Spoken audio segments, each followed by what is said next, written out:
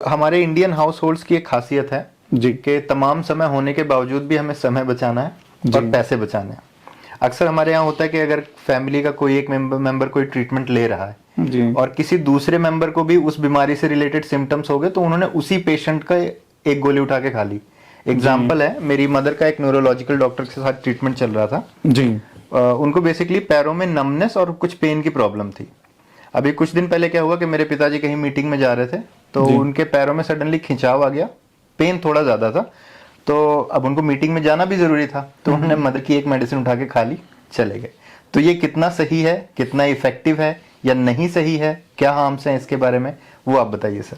देखिए, जहाँ तक बात है कन्वेंशनल मोड ऑफ ट्रीटमेंट की, उसके बारे में मैं बहुत ज़्यादा कमेंट नहीं कर पाऊंगा, बट होम्योपैथिकली ये बिल्कुल भी सही नहीं है और हम लोग इसको रिकमेंड भी नहीं करते हैं और पेशेंट को स्ट्रिक्टली बोलते हैं जब मेडिसिन देते हैं।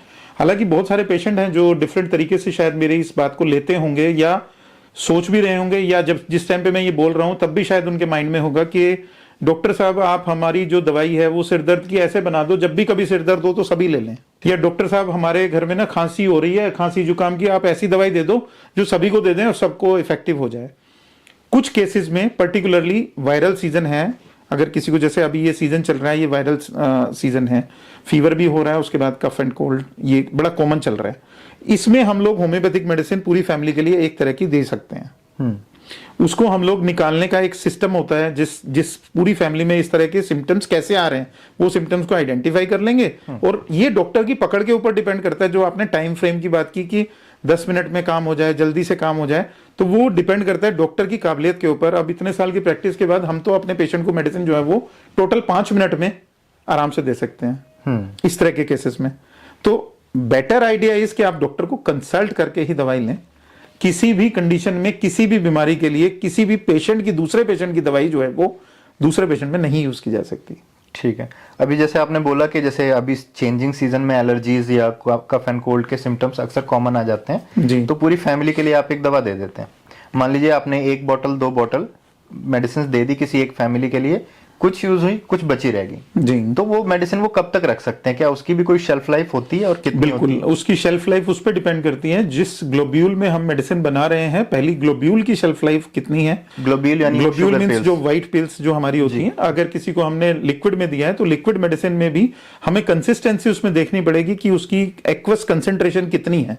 अगर एक्वस कंसेंट्रेशन के हिसाब से हम देखें तो कुछ मेडिसिन ऐसी हैं जो 6 महीने से लेकर के और 1 साल तक भी रखी जा सकती हैं, और कुछ मेडिसिन जो मदर टिंचर मेडिसिन हैं वो मदर टिंचर या प्रॉपर डाइल्यूशन है, जिनका की कंसेंट्रेशन जो है वो टोटली डिफरेंट तरीके से बनाई जाती है, उसको हम सालों तक रख सकते हैं। तो यानी मदर टिंचर और डाइल्यूशन को आप सालों तक रख सकते हैं। जो बनी बनाई आपको प्रिपेयर्ड मेडिसिन जो एक क्लासिकल होम्योपैथिक डॉक्टर देता है, उसके ऊपर आप उसी टाइम पे पूछ भी सकते हैं। मोस्टली हम लोग तो लिख के देने लगे हैं अभी कि आप इसको 3 महीने तक रख सकते हैं, आप इसको 6 महीने तक रख सकते हैं, वो depending upon the particular content used in the medicine. कुछ मेडिसिन के अंदर एक्वस कंसेंट्रेशन अगर ज्यादा होती है तो उसको आप ज्यादा देर तक नहीं रख सकते। एक्वस मींस उसके अंदर वाटर जो मटेरियल है उसको भी हमें देखना पड़ता है, क्योंकि वाटर मटेरियल होगा तो उसमें बैक्टीरिया, वायरस, फंगस, अलग अलग तरह के इन्फेक्शन भी हो सकते हैं। तो हम लोग उससे पेशेंट को बचाने के लिए बिल्कुल टाइमली हम उसको लिख के दे देते हैं।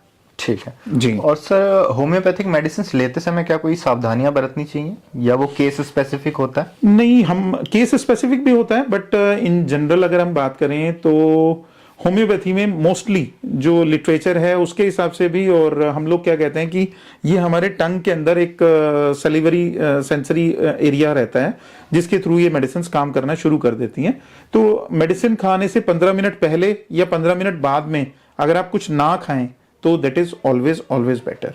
और अगर आप मेडिसिन के साथ थोड़ा सा आप पानी पी लेते हैं, आपने सपोज हमने ग्लोब्यूल में आपको मेडिसिन दी या पाउडर में आपको मेडिसिन दी, तो उसके साथ अगर आप थोड़ा पानी पी लेते हैं तो वो सरफेस एरिया को मेडिसिन का बढ़ा देती है, तो उतना ही मेडिसिन का जो एक्शन है वो फास्ट हो जाता है।